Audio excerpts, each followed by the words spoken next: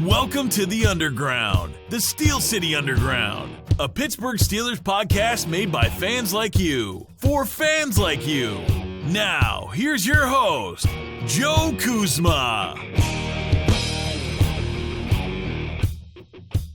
Hello, everyone, and welcome to another edition of the Steel City Underground podcast. I am your host, flying solo today, Joe Kuzma. Hey, give myself a pat on the back. I want to know what you guys think. Brian's not with me today, my usual co-host, my cohort of sorts, my goose, as I've been saying on the last several shows. But we wanted to know what you guys thought. Those of you who tune in and see this on YouTube, as you know, for quite some time, there was just this blank, static-looking little graphic of Steel City Underground or the Steel City Underground podcast that existed on YouTube. But Brian took it upon himself just a couple of weeks ago to start a video version of this podcast, and while you may not get to see my dashing, great, handsome, manly features yet on video, that may be coming here in the future, but right now, it's just, I gotta get some things going here, and it has nothing to do with like, hey, you know, I need to brush my teeth or got something stuck in there, I don't want you to see it on video. It's just a matter of, if you guys, it would creep you out if you saw like my dwellings here as far as where I record. I'm lucky I have a small corner of which I could set up and do some of this stuff, and Brian, of course, has like something that rivals like the Pro Football Hall of Fame, but with Steelers memorabilia. And speaking of which, he's still running the March of Dimes drive over on Steel City Underground. Brian has been great enough to donate a signed Rocky Bleier full-sized replica helmet to the cause. So head on over to steelcityunderground.com. That's /March-of-Dimes. There's been a annoying little pop-up. I'm sorry, we've had it on the site, but I just really wanted to draw everyone's attention to it, and that still goes on through the end of April if you're interested in participating in that drive, contest, fundraiser, whatever you want to call it. Basically, we're asking that you give donations to the March of Dimes, and if you follow the instructions, there is a specific page that Brian has set up for this drive, and if you leave a note with Steel City Underground in the notes field, he will enter you in a contest for said helmet. But anyways, not the push that out there right front and center, but Brian, I'm sure he has like maybe a whole dozen or so of just Rocky Bleier signed helmets in addition to all of the other things that he has. And in fact, I picked up a Chris Boswell signed jersey. Yes, a Kickers jersey. I know someone's probably chuckling out there. Hey, I like our Kickers. This is going to start me on I may have mentioned this before. Sorry if I'm a broken record, but this is going to start me on just getting Kicker jerseys, because I wouldn't mind having like a Jeff Reed or a Sean Sweesham jersey either. I mean, Sweezy, man, what a quiet guy. And then you have Boswell, who's trolling James Harrison workouts on Instagram, saying, you know, that he's been drug tested in Hawaii or whatever. And he's like, because he's too swole or whatever it is that he says. But yeah, anyways, getting back to this, if those of you who have checked us out, subscribed to us on YouTube, let us know. We want some feedback. Brian's been trying some different gadgets and technology and methods for setting this up, and hopefully we have a refined process down for it soon, because it's going to be even more important as we maybe add some other guests. Not everybody wants to do this video thing either, and you know what? Brian's got a lot of guts to put himself out there like that, but like I said, he has the Steelers headquarters there, so all the kudos to him. But Brian's not here today, but you know what? His spirit lives on, because let me tell you, we had some fun with John Finkel, the author of the new Mean Joe Green autobiography, on the last episode. If you want to hear some great stories about Mean Joe, I suggest you go back, look for that episode, and listen to it. And we couldn't talk about, I didn't want to do it with John since he was a special guest, and, you know, he's talking about the book and Mean Joe's new book and, you know, all that jazz. We had some fun over April Fool's weekend last weekend, and I know there's some people, there's a few people who just are not the life of the party. A few others took things a little too seriously, so I just want to clear the air here for the 10% of people who either didn't get the joke, didn't look at the calendar, or just they don't like to have fun. we decided to put out, and we warned you too. I mean, me and Brian were on here warning everyone because we kind of felt the dust settling before the bombs even went off. One of the first things I put out was a mock draft in which the Steelers took 3 quarterbacks, 3.5, because Greg Ward Jr. is converting from quarterback to wide receiver. And of course, my whole justification for taking him is because he had the same name of Hines Ward, who played a little bit of quarterback too. And so Antoine Randall L. actually did play. Randall L. was like Slash before there was a Slash. And speaking of Slash, there's another guy. So, it made sense to me. Why not? So let's take some quarterbacks. But we're going to be talking about that and very serious conversation about that today as I move forward. And of course, the number 1 pick overall and pick 30 for the Steelers. Everybody else passed on Myles Garrett. Not a chance that's ever going to happen. So, but if you run a real serious discussion about the draft, we still have the War Room book that's available everywhere ebooks are sold. And you know what?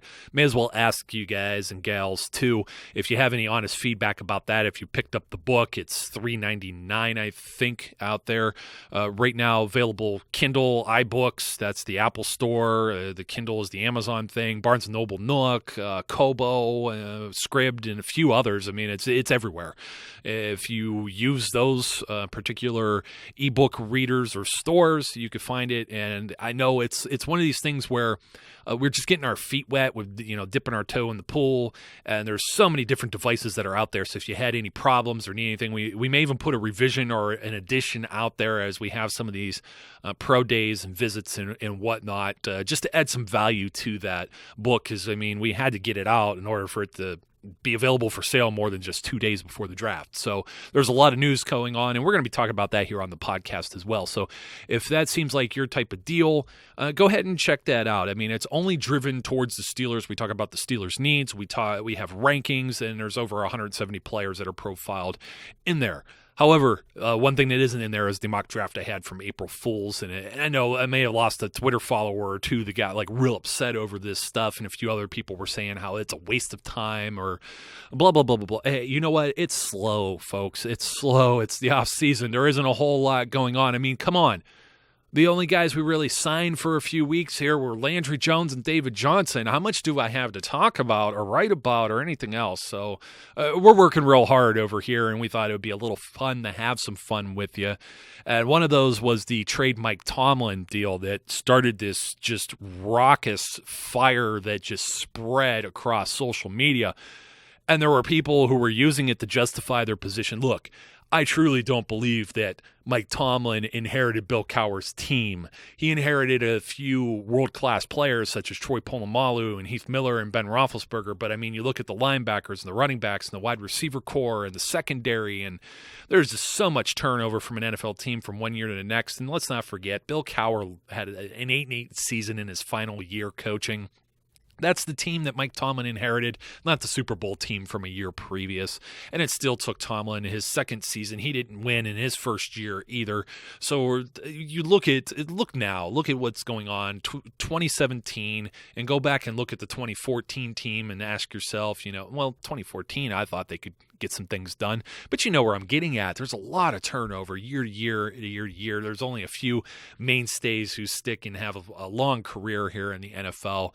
And we'll be talking about that a little bit here today too. But in all seriousness, we defend Mike Tomlin probably more than he should even be defended. We love Coach T, and he's not going anywhere. I mean, come on. The guy has won, 100 games in 10 years. I mean, seriously. How many postseason games has he missed? How many times has he been under 500? A lot of that statistical things. You're going to do the eyeball tests, and you're going to criticize things like clock man. Every coach goes through this with every team in the NFL. Someone actually asked, they had the guts to ask or say that if Mike Tomlin were fired, what team would go and sign him? I mean, I think teams would be lining up for him. I mean, I could even see John Elway firing somebody like he did. Look what he did with John Fox in order to bring Gary Kubiak in. I mean, this is not outside the realm of plausibility, but you look at teams like that haven't been able to win, and you look at teams that consistently win and make moves. You can't tell me that like a Buffalo Bills or a New York Jets or even the Cleveland Browns wouldn't give a hard look for Mike Tomlin. Very few teams, let me say, are very comfortable in their head coaching position right now. I'd say the Dallas Cowboys are going nowhere with Jason Garrett. I would say the Green Bay Packers are going nowhere with Mike McCarthy. And there's probably a few other examples. Andy Reid in Kansas City. Obviously, Bill Belichick. I almost said Belichick. I'm trying to be nice today, you know. With the Patriots, he's not going anywhere either. But you know what? You know what I mean, folks. Tomlin's not going anywhere. It was a joke. That one wasn't mine. That was Eric Herman's, the managing editor over here at Steel City Underground. So, but I'll take the blame because you know what? I ultimately the buck stops here with me, right? So the other one was I'm trying to think now. We had a mock draft. We had trading Coach Tomlin. Oh, the Arizona West thing. We don't need to cover that again. So just wanted to put it out there. April Fool's, just a lot of fun. And we talked about the draft book. We talked about the contests going on. And we had a winner for the Free Martavis t-shirt, Free Martavis Bryant, hashtag Free Martavis. At the time of this recording, still no word. So everything Brian said, still valid. Just carry that over.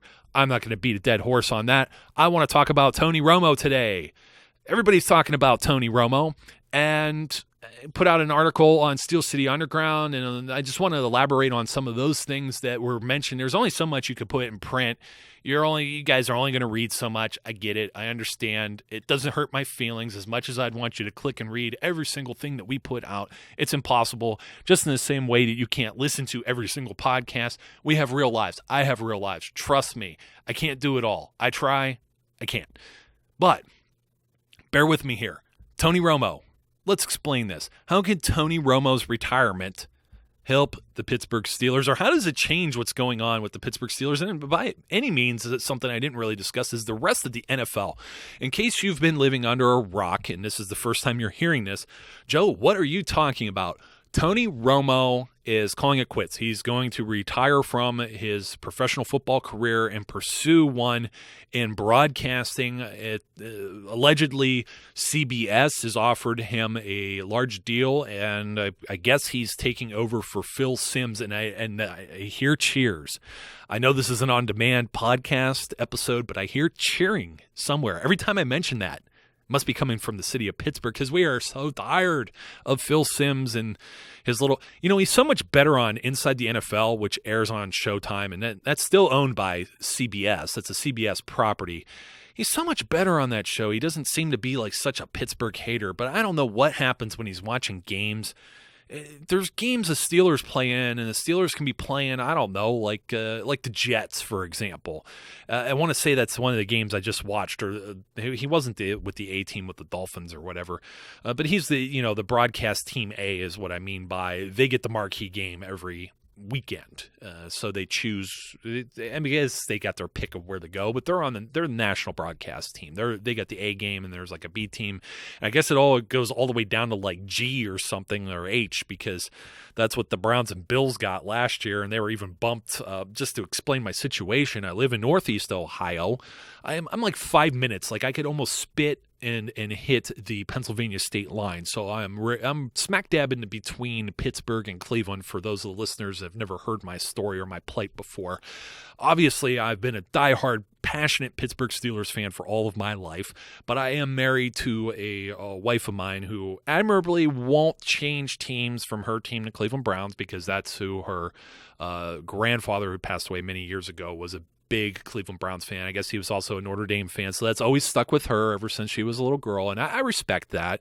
And it's just the way it is here in this area, is that being equidistant between the two. If you draw a straight line from Cleveland down to Pittsburgh, we're right in the middle. So we're split between these two teams, and this is just like something that...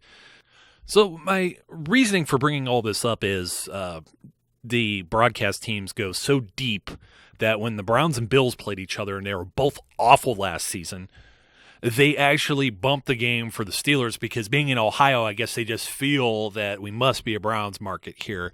And it's not necessarily the case. In fact, there's probably way more Steelers fans just by virtue of the Steelers being good, and you get some of those people who jump on the bandwagon, and the Browns have been bad for a very long time. So even that team, I those broadcast teams that are way down the charts. I mean, Tony Dungy and Doug Flutie on Christmas Day. I mean, come on, that's the NFL Network, of course. But Phil Simms, whenever he gets a Steelers game, it's just I feel as though I would rather have the worst that CBS could give you, because it's just funny that the Browns were so bad and they bump them and they talk about this bad broadcast team. They're pulling guys off the streets. I think I even got an offer to call the game up there in Buffalo. But this was just one of those things is Phil Simms, he'll be doing this game with the Steelers, and the Steelers will be playing someone like, I don't know, like let's say the Cowboys. It has nothing to do with Tom Brady or Joe Flacco, but somehow those two names always come up regardless of who's playing. Those teams could be, the Patriots and Ravens could be on a bye week, and somehow he's gonna compare. Never Ben Roethlisberger, by the way. It's always the other guy. So if it's the Cowboys, it's Dak Prescott. If it was like the Jets, it's Ryan Fitzpatrick. And he's going to talk about, well, that's something that you see Tom Brady always doing that. And he's rolling out of the pocket. Well, Tom Brady don't move, but Tom Brady just stands tall there and just delivers the ball downfield. And it's like, or Joe Flacco. That reminds me of Joe Flacco with his big arm. Yeah, okay, elite Joe Flacco. So if Tony Romo replaces Phil Simms and they don't have him sign some type of contract that says he must mention how Joe Flacco is elite in every single game that he helps comment on, you know what? Sign me up. I'll take him all the way. But aside from impacting CBS and my viewing pleasure in my ears, so how many, you know what? I'd love to know how many of you listen to the radio broadcast versus watching TV. You know, I'd love to do that because I like Bill Hargrove. I love Tunch. I like Craig Wolfley. I love that. I love the whole broadcast team. I love listening on the radio. In fact, I usually listen to the radio broadcast in lieu of rewatching the game first after I come home, or let's say it's an away game and I was watching it at home to begin with. I know many of you listen to the radio and mute the television. The only problem I have with that is that the radio is usually ahead, maybe even 2 plays ahead, depending on if you're on satellite, for example, which I am. Sometimes I find myself in a commercial break, I'll actually hit the channel up or down button to go off of the channel and then come back, and I'll find I've skipped into the future about 5 to 10 seconds. There's just a delay or a lag, and it's even worse if you're streaming. I'm going to really hate this, like if I move to like Sling TV or something like that, which I had to use for Christmas Day, and they have NFL Network. And I was behind. I couldn't go on social media. It was a pain, and the whole doing the Steel City Underground type stuff. Terry usually manages the account for game days, so kudos to her. But it was a holiday. I wasn't going to force her to do that, and I was behind, and I didn't want to look at Twitter. I couldn't touch the thing because I didn't want any spoilers. So I was just quiet on the holiday there. But you know what? It'll be good to see Phil Simms, completely out of the way there, and but I wanted to know. I'm gonna get back. I'm just totally. See, this is what happens when I don't have Brian here to anchor me. Totally off the topic here. I want to know how many of you actually do that. Do you mute the TV and then listen to the radio? Because that just drives me kind of bonkers. That's something I can't do. But let's get to the task at hand. How does Tony Romo's retirement? How does he affect everything? Let's look at it this way. Let's start with. Everyone thought that Tony Romo was going to get traded. Of course, that Dak Prescott got drafted last year. I'm assuming Dak Prescott got drafted because Tony Romo was going to be, 37, 38? I think he is 37 right now. Pulling it up right now. He's 36, going to be 37 on April 21st. And you know what? He hasn't played a whole lot the last few years. The previous year, heading into last year's draft, he had played 4 games. And he was hurt, and he was gone. And, they tried everything. They even had Brandon Whedon, who's still there. They tried Matt Castle, just anything and everything that's going on there. They needed some insurance. 4th round, they take Dak Prescott. He was not intended to be the starter to begin with, okay? Of course, it was going to be Romo. Romo gets hurt. Kellen Moore was going to be doing whatever. Kellen Moore, what did he do? I wanted to say a Liz Frank. I don't think that was the proper one.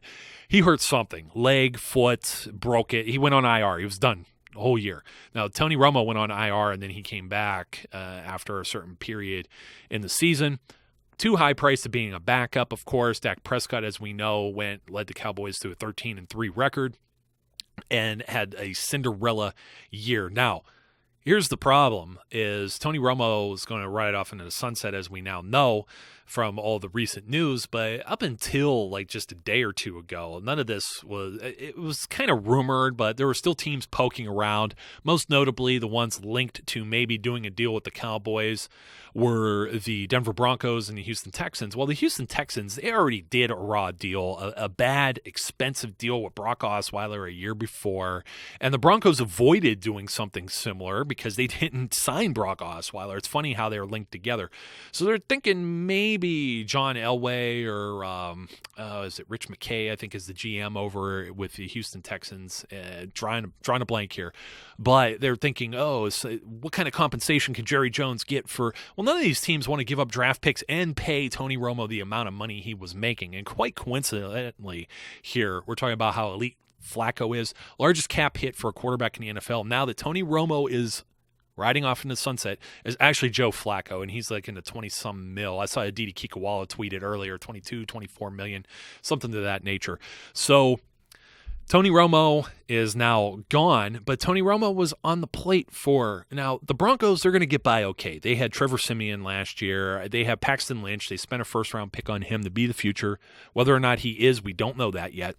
But for the Houston Texans, all they have is Tom Savage. They got rid of Brock Osweiler. They found a sucker in the Cleveland Browns, and the Cleveland Browns basically are paying to get an additional draft pick. I think they got a second-rounder off of the Texans in exchange, which is just like the weirdest deal ever. It's like giving all of your... it's like giving your monopoly properties away. It's like, I'm going to give you Park Place and just, nothing really back in return.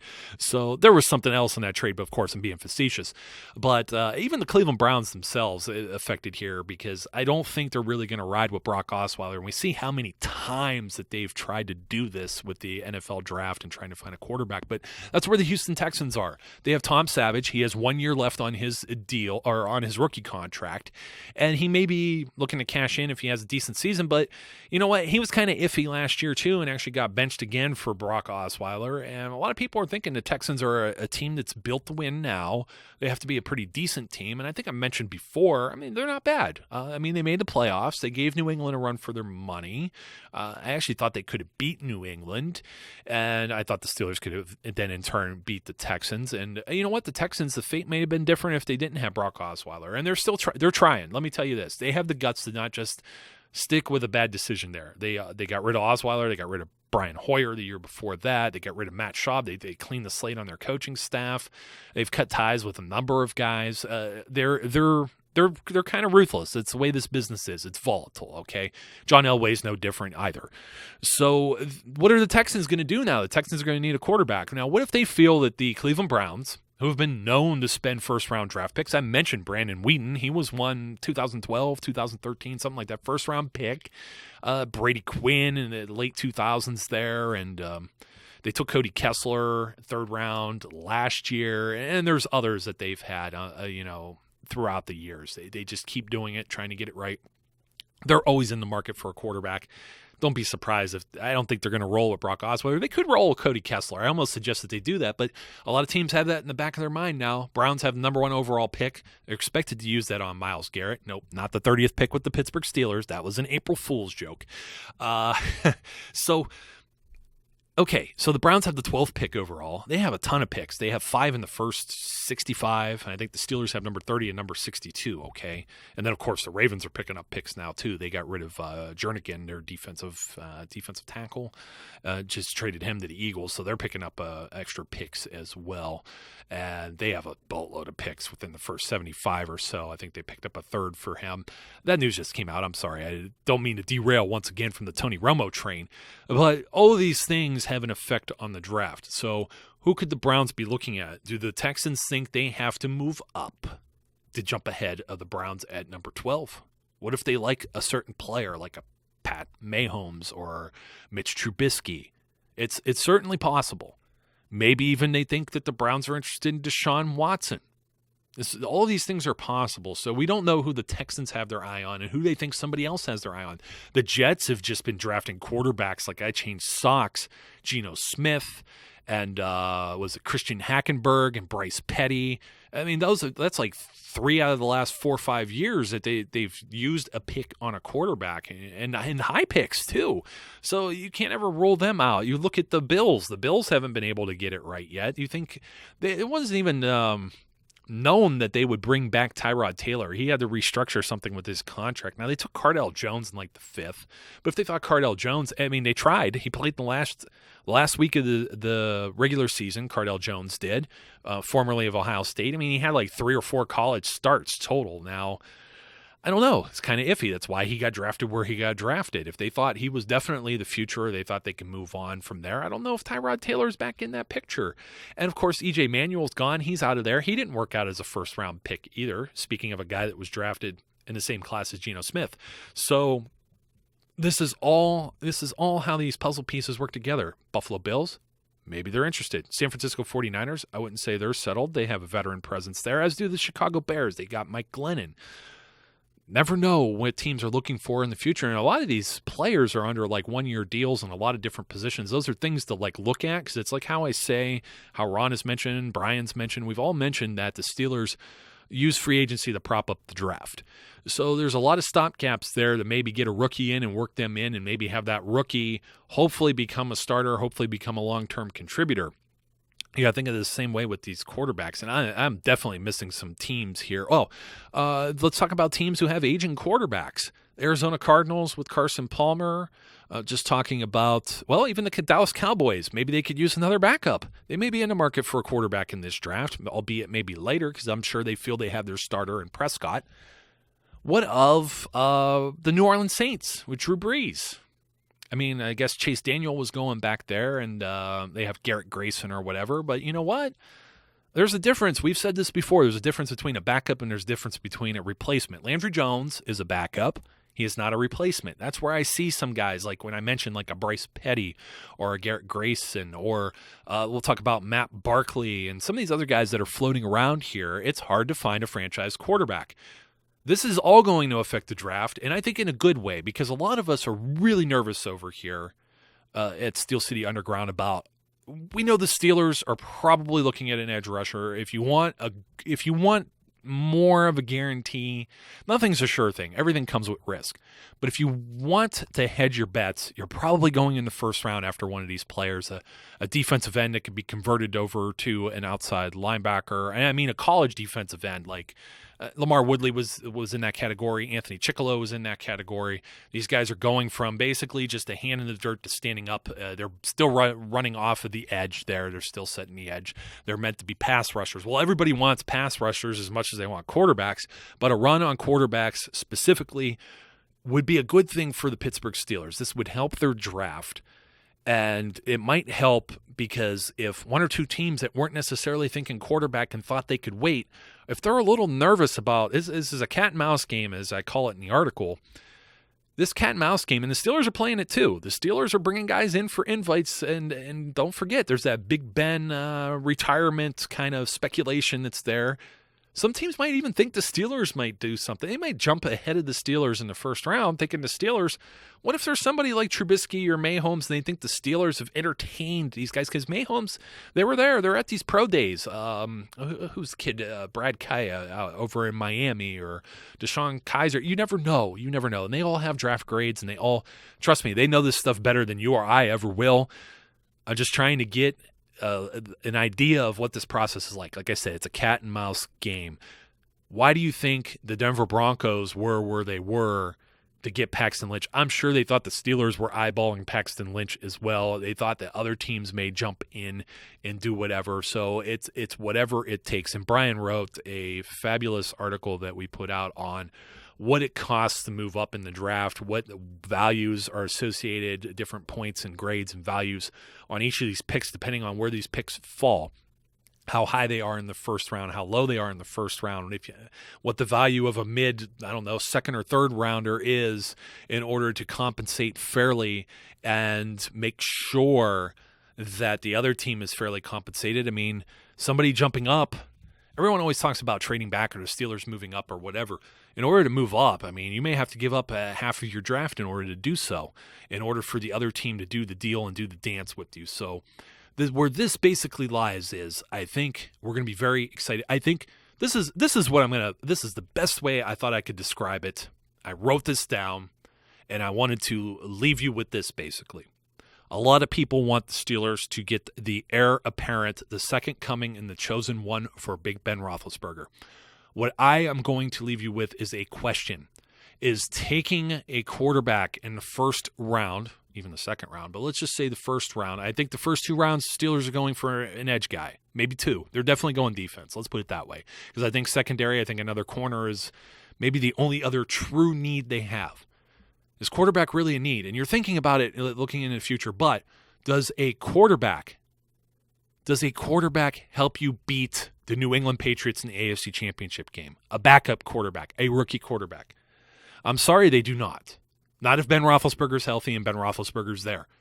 So think of it in those terms, and now think the light bulb went off. You have enlightened me, Joe. Quarterback is not a priority. You've gotten that process. You've wiped the slate clean. Now you're thinking every team that takes a quarterback off the board, because I don't think wide receiver, definitely not offensive line. None of those are priorities. So when I see a team picking in the top 15 and they take an offensive lineman, I'm going, yes. And when they're taking a quarterback, I'm going, yes. And they're taking a wide receiver, I'm going, yes. Take those guys. Take those guys, especially on the offensive side of the ball. Defenders, there's some defenders I really like, but if you take a defensive lineman, I don't think that's a real priority for the Steelers either. And we talk about this in the draft guide, by the way. Got to plug it again one more time. But when I see those things come off the board, it just means one of these edge rushers, one of these highly touted linebackers, or maybe a top-rated corner gets closer to pick number 30. And you could thank Mr. Tony Romo for that, because if he was going to the Houston Texans, maybe they don't look at a quarterback anymore, and then they dip into that pass rusher pool and take somebody that the Steelers might have their eyes set on, and that wouldn't make me too happy. So thank you, Mr. Romo. Thank you for going to CBS, not only for bumping Phil Simms off of those broadcasts, but for maybe helping the Steelers get their next great linebacker and pass rusher. Wouldn't that be awesome? Folks, I hope you agree with me. Again, be on the lookout for everything I talked about, contest, book. I think we're going to survey. Leave us some reviews or comments and etc. about the video podcasting deal. And until next time, be safe, be good, and I will definitely catch you later.